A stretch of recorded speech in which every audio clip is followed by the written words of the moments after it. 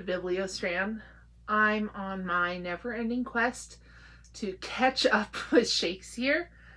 I spent the last couple of weeks sorting and organizing and really working on my personal library, which I'm in now. Yay! I found a couch at a thrift store, and that kind of set off the great reorganization of 2024.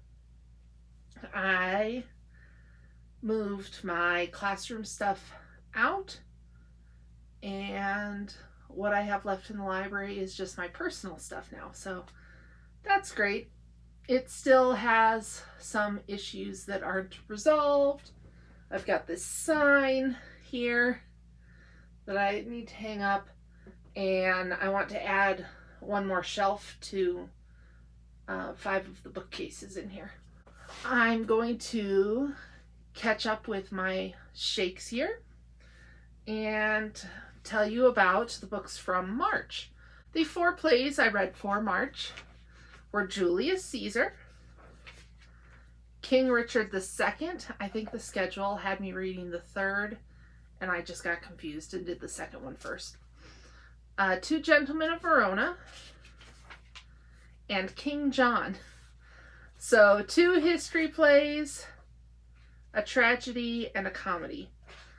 All right, let's just go ahead and start off with Julius Caesar, which of the 4 I would say is probably the most famous. I don't know. It's the one I read in high school, so it was easily the one I was the most familiar with. I don't know that other people really talk that much about Shakespeare's histories. You have to be a pretty big either Shakespeare buff or Shakespeare scholar, I think, to really get into those. I could be wrong. And then 2 Gentlemen of Verona is one I'd heard of but wasn't really familiar with, and I saw a few places online where it was listed as one of the problem plays, and I think you'll see why after I give a brief explanation. All right, back to Julius Caesar. So for Julius Caesar, I gave it, and these are the Cowpile rankings. For character, I gave it a 7. And I said that there were a few standout roles, but most of them feel interchangeable. Most of them were just a bunch of politicians looking to get ahead. Obviously, you've got Mark Antony was kind of a standout role. And yeah, I just felt like everybody else was kind of interchangeable. But, like, not bad characters, just copy, paste, copy, paste. Atmosphere, I gave it a 4. I've been to Rome, which helped a little bit, I think. But I just had a hard time imagining any of it, except the funeral. The funeral portion of the play I felt was very well done, and I think that that's kind of the play, or the part of the play that everybody remembers, in quotes, friends, Romans, countrymen, lend me your ears. Writing, I gave it an 8. I thought that most of it was a 6 or a 7, but the funeral, again, brings it up. I thought, as a matter of fact, the funeral, well, that brings us to plot, which I gave a 6. And the funeral, I thought, was kind of the end of the book, like the climax. No, it's not. It's surprising how early Caesar dies in his play. And then the rest of the play is kind of dedicated to a power vacuum and struggle. So obviously I didn't remember it that well from high school. But yeah, for some reason, I just felt like he died somewhere in the 3rd act, and then the 4th act was the funeral and wrap up. Now, most of the play is actually dedicated to the aftermath. Intrigue, I gave it a 3. I'm not really interested in Roman history any more than English history. And it like veers dangerously close to being a historical play. I've seen some people call it a historic play, but I do think it's embellished a bit more. Not to say that the historical plays are entirely accurate, because I don't think they are, but this one I feel is definitely more along the lines of a tragedy. Logic, I gave it an 8. Given what I do know about Roman history, this seems to kind of fall in line. It tracks. Enjoyment, I gave it a 5. I was it was just mostly mid, but the the funeral, again, we're back to that funeral. The funeral part was perfect. I enjoyed that part so much.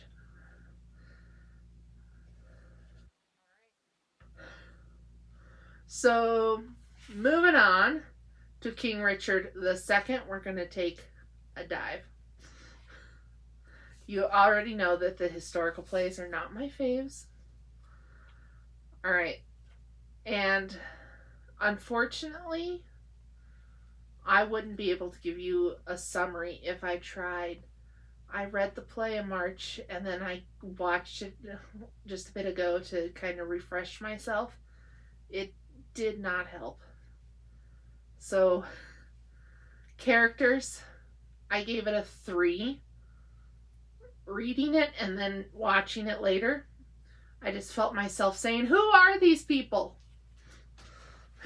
The guy in the blue and the guy in the red. None of them made me care enough to want to keep track. Atmosphere, I gave it a 2. It's another place set in a castle in England. I actually so far have felt that his plays set in England, which I think maybe all of the ones I've read set in England have been histories, but they just seem to kind of take place in castles and, with the occasional foray to the battlefield, and then back to the castle. Um, Writing style, I gave it a 5. It was fine. He's got more rhyming. The historical plays, I think, have more of that rhyming couplet, or maybe because it's the only thing of interest happening, I pick up on it more. I don't know. Plot, gave it a 4. I had trouble keeping track of all the different schemes.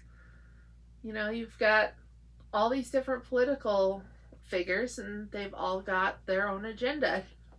I couldn't track any of it. Intrigue, 2. I didn't care enough to try to keep track of any of it. So, yeah, that maybe is on me, but it's my rating. Logic, it excels in logic. Gave it an 8. It's historical. Enjoyment, a 1. I struggled just as bad watching it on TV as I did trying to read it. I couldn't keep track of any of it. Two Gentlemen of Verona. So this is the comedy for the month. And I'll give you a quick plot synopsis. So you've got, I can't remember if his name is Valentine or Valentino. You have two best friends, Valentine and Proteus, and they are living in Verona, and Proteus is deeply in love with Julia. Like,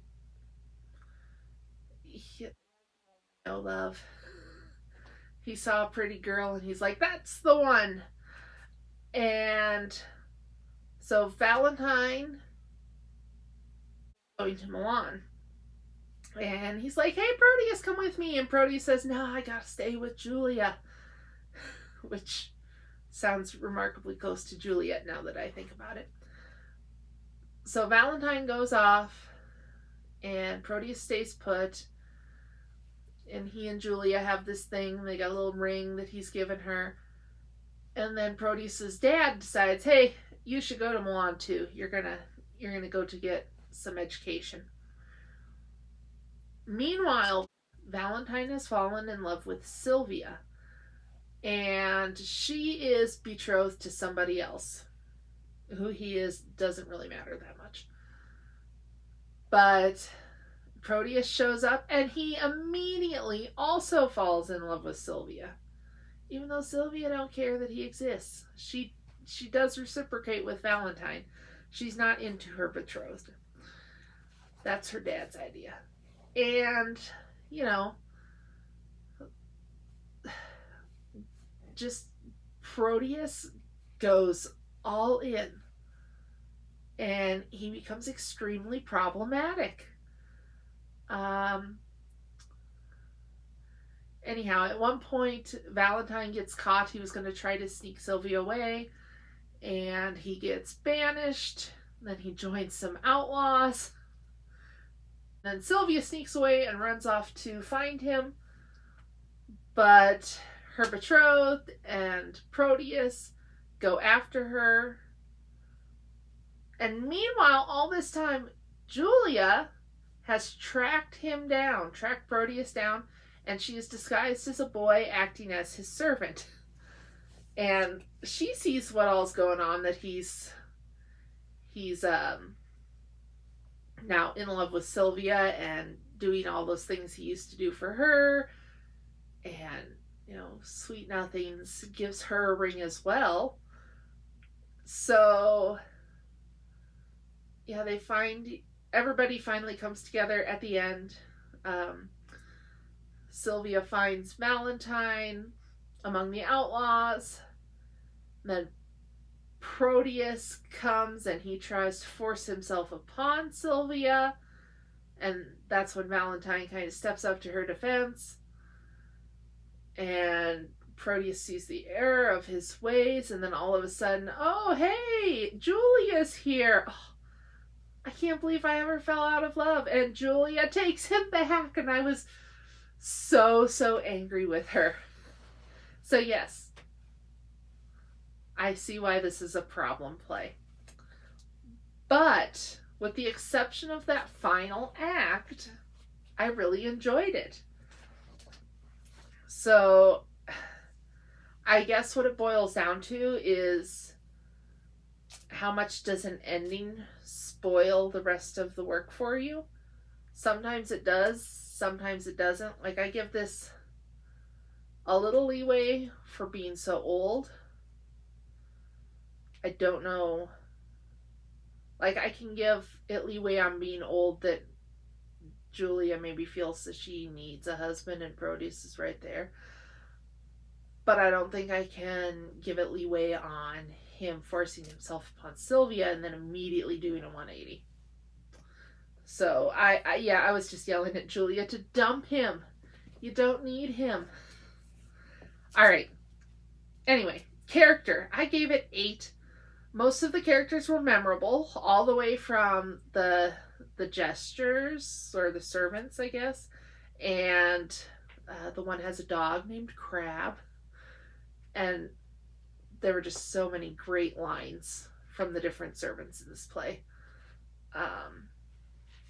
And dare I say, most of the characters come off likable. And I think that there would be a case for an adaptation where Proteus is the villain. I think that could be an interesting take, kind of a modern spin on the play. So if anybody wants to go for that, it's there. And I think that he's a memorable character, even if I don't like him. And I really liked Julia, except for the fact that she took Proteus back. I gave it a 3. Same story. I gave it a 3. The city exists, but there was kind of, every time a scene took place at night, you could feel that. a 7. It established many of Shakespeare's favorite tropes. This is thought to be one of his earlier works. And for the most part, it's pretty solid. But the ending, like, forget the fact that I don't like how the whole Proteus thing wraps up.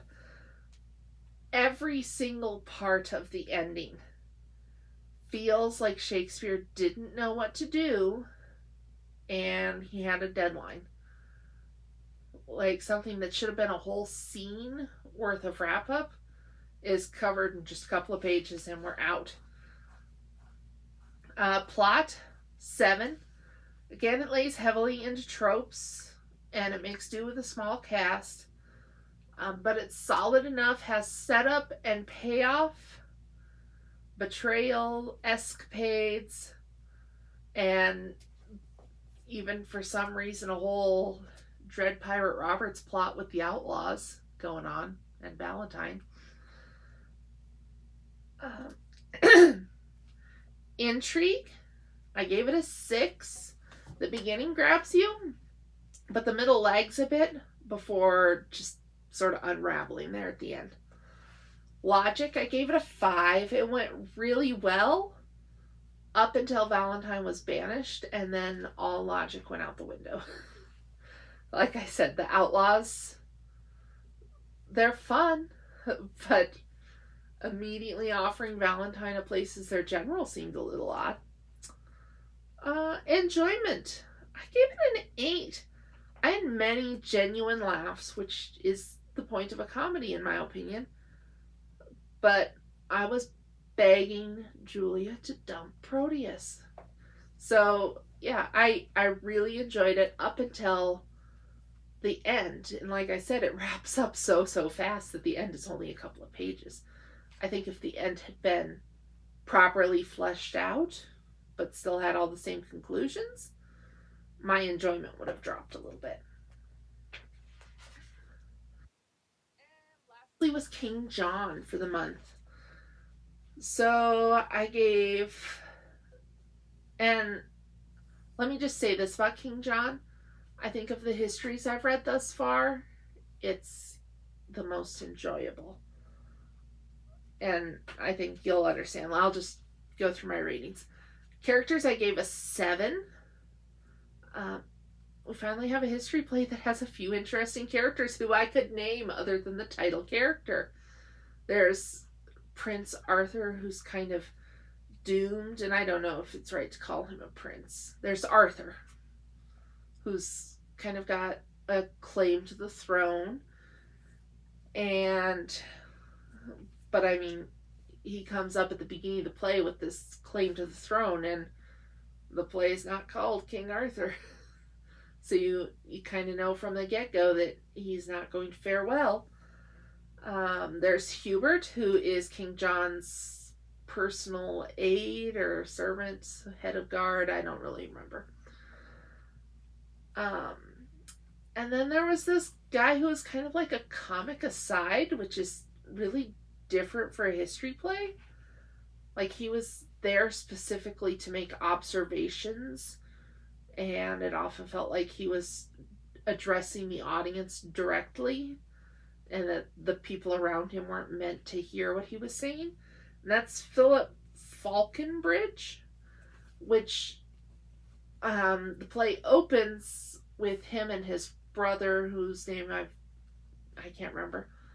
They're kind of having a dispute over parentage, and it comes out that Philip is not related.